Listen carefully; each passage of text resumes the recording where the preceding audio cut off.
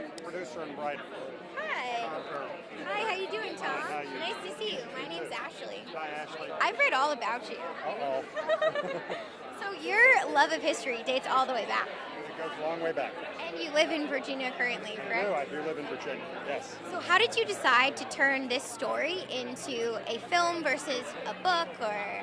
You know, I thought about a book, but a book's really hard to do, and a movie's really hard to do, but at least with a movie it's a team effort rather than all just one person. And I lived in Virginia, and I knew VMI was still there, and the road the boys marched on was there, the battlefield was all still there. So it would be, everything was there we could use visually to make a movie. Do you think that really affects the way a movie is made versus just doing it in LA on a green screen? I think you see, when you see it, you'll see it's very accurate down to those buildings that were actually in the battle.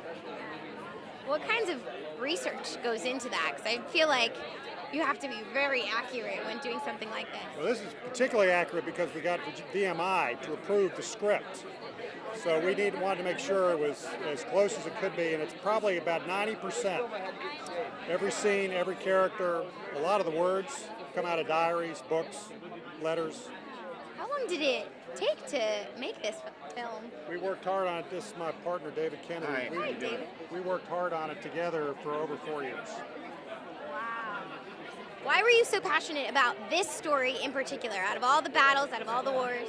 It's the only time in the history of the world that a group of cadets has marched into battle as a unit. And many of them were 15 years old. They were trained in drill, but not in combat. And they were thrown into the middle of the battle at the worst possible time, and they prevailed. It's a very inspirational battle, and you could intellectually add up all the sides and say who's going to win, and you'd be wrong, because the boys proved them wrong. Yeah. I love the title because it's so unexpected. Why name the film Field of Lost Sheep?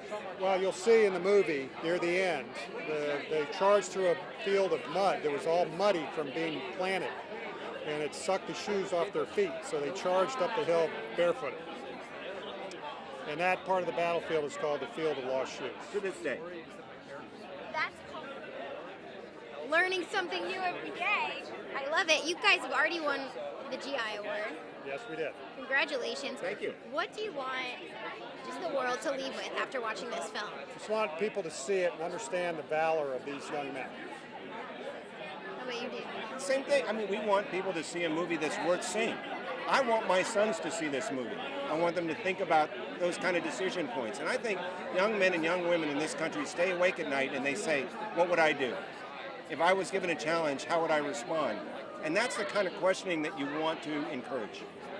I love that. Was there a time in your life where you felt like you were young and had to take on a more adult-like role? Like, is there a pivotal point that you can remember? Plenty of times, but nothing like these boys did. That's why you need to see the film. That's right. But remember, it's like I tell my boys and my daughters, you are what you eat, you are what you read, you are what you watch. You have to be very careful what you do because you will always be influenced by what you bring in. And this movie, I think, is a good message, and it's well presented. And we've got a great cast and a great crew. Let's end on that.